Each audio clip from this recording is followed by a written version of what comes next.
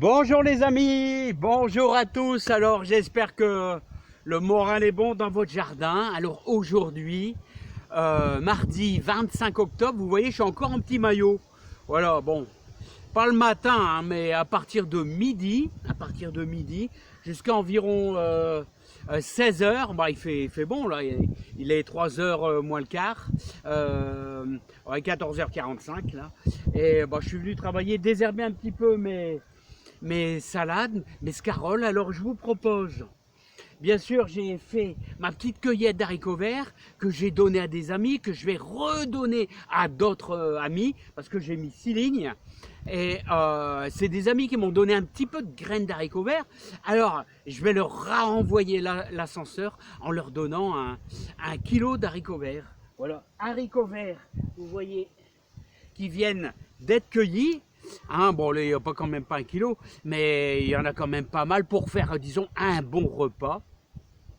Et ce sont des haricots verts qui ont été semés, là, vous voyez, le 13, attention, 13 août.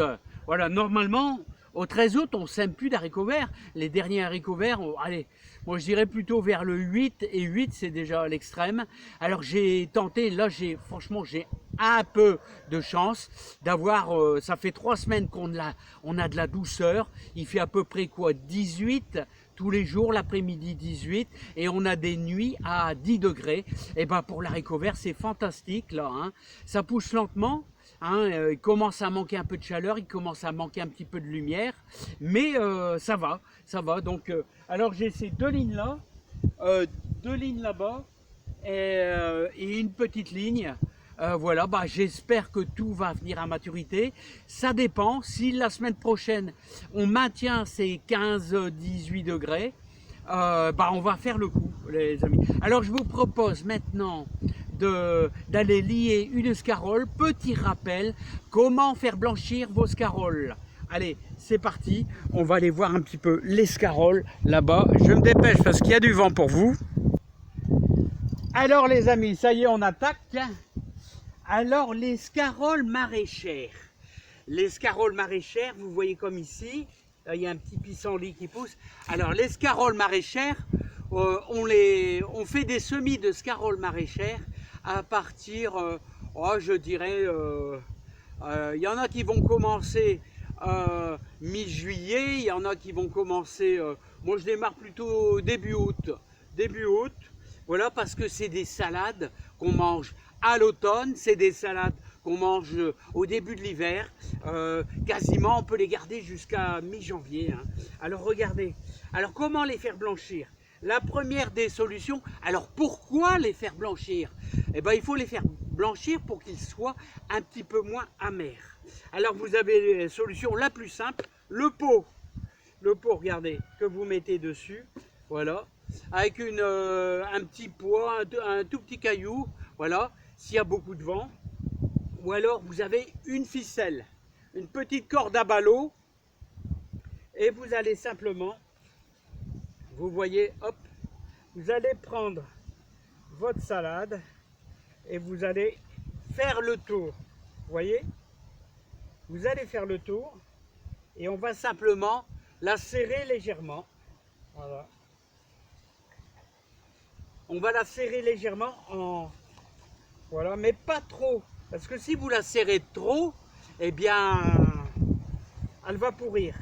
Alors voilà, je vais vous faire voir ça. Vous faites 3 nœuds, vous faites quasiment 3 nœuds. Alors je vais essayer de vous faire voir ça, même s'il y a un petit peu de vent. Voilà. Alors vous voyez, j'ai fait, vous voyez, vous la prenez juste là, comme ça, ici, et vous faites le tour en la serrant légèrement avec une petite corde, vous voyez les cordes à ballot tout simplement. Et voilà, vous avez vraiment les petits pots comme ça. Il y en a qui mettent des cajots, un cajot ça va très bien aussi. Voilà.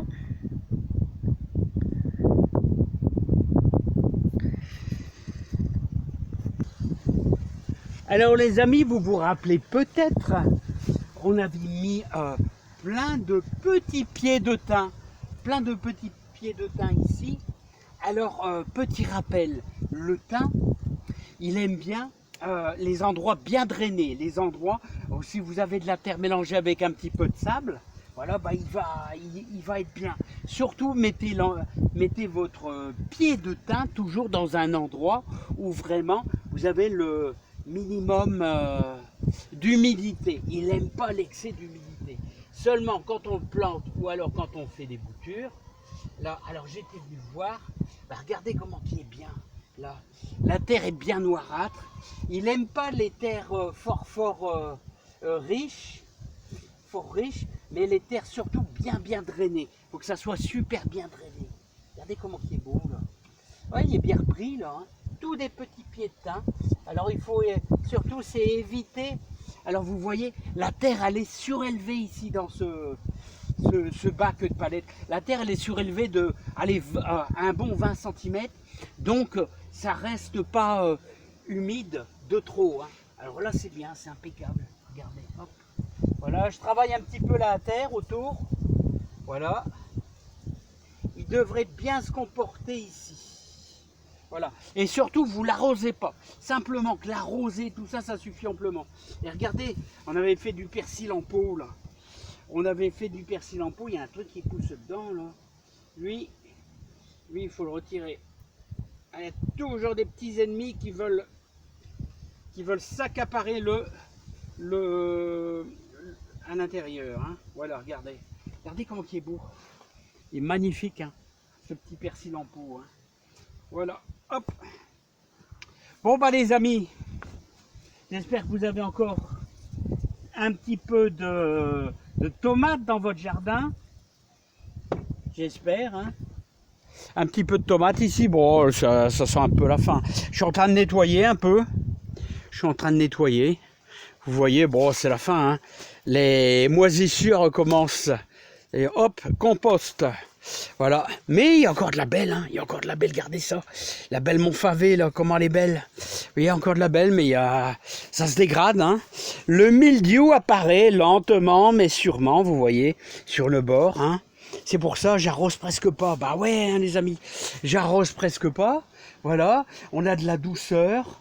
Les pieds de tomates poussent encore un peu, regardez, quand on voit ça, bah ça pousse encore un petit peu là, hein. C'est très lent, très lent, mais ça pousse, mais franchement on n'aura plus de tomates, hein. Ça c'est certain. Hein. Alors quelquefois il y a des petits phénomènes bizarres, c'est-à-dire, regardez, on a des tomates qui se forment, mais bon, j'y crois pas, hein. J'y crois pas les amis, mais l'essentiel c'est de déguster nos dernières tomates, nos dernières Montfavet. Regardez celle-ci, elle comment elle est belle, elle est super belle.